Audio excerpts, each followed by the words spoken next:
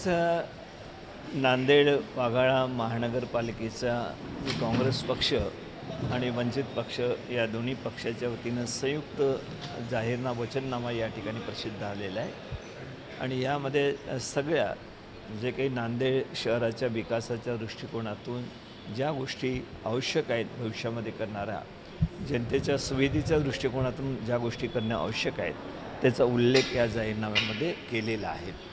ज्या आणि याचा ती पूर्तता हे केलेली आहे की जे आज काँग्रेसच्या सत्ता या ठिकाणी असताना ज्या काही विकासाच्या गोष्टी झाल्या ते काँग्रेस पक्षाची सत्ता असताना झालं. वैयक्तिक कोणामुळे एकामुळे होत नसतो विकास. पाठीमागे जे सत्ता असते जे काँग्रेस पक्षाच्या विचारसरणीची जनता असतात त्यांच्या माध्यमातूनच हा विकास घडून येतो आणि तो विकास जे काही झाला असेल तो विकास काँग्रेस पक्षाच्या माध्यमातूनच या ठिकाणचा नांदेड शहराचा झालेला आहे. परंतु नांदेड शहरातील जनतेनेसुद्धा एका विश्वासाने की मतदान केलेलं आहे, काँग्रेस पक्षाच्या विचाराला मतदान केलेलं आहे. ज्यावेळेला ते विचार सोडून दुसऱ्याकडे नेतृत्व जातं त्यावेळेला जनता ही हुशार आहे. त्यांना कळतं की आम्ही मतदान जे केलेलं आहे ते काँग्रेस पक्षाच्या विचाराला केलेलं आहे. सर्वधर्म समभाव जो काँग्रेस पक्षाचा विचार आहे त्या विचाराला आम्ही मतदान केलेलं आहे. म्हणून जो कोणी त्या विचाराची फारकत घेत असेल त्यांच्या पाठीमागे नांदेडमधली जनता कधीही उभी राहू शकत नाहीत आणि तेच वातावरण आजच्या निवडणुकीमध्ये आम्हा सर्वांना दिसून येत आहे.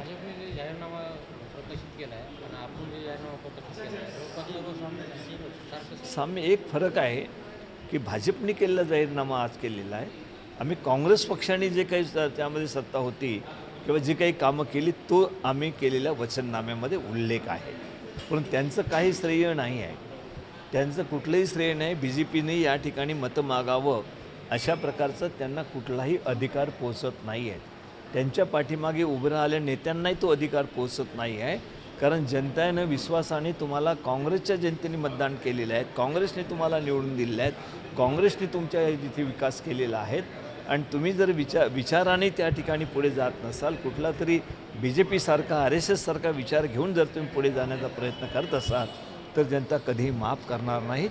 जनता काँग्रेस आणि वंचित आघाडीचे जे आमचं या ठिकाणचं एकूण लोकशाही आघाडी या ठिकाणी निर्माण झालेली आहे त्याला पूर्णपणे पाठिंबा देतील अशा प्रकारचा आमचा विश्वास आहे. तर मुमकिन आहे, पण अशोक चव्हाणांच्या पाठीमागे किती आमदार होते, कोणत्या पक्षाचे होते, कोणती जनता महाराष्ट्रातील पक्षाच्या पाठीमागे होती, कोणत्या पक्षाच्या पाठीमागे उभी होती?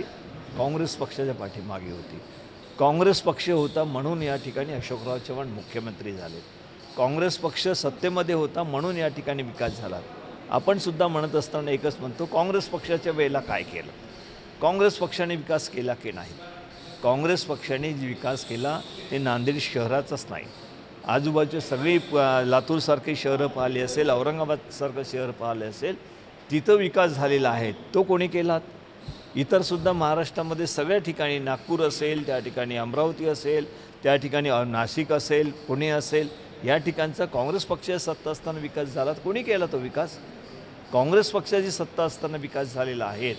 परंतु काँग्रेस पक्षाच्या विचारालाच तुम्ही जर फारकत घेत असाल तर जनतासुद्धा तुमच्याशी फारकत घेतल्याशिवाय राहत नाही.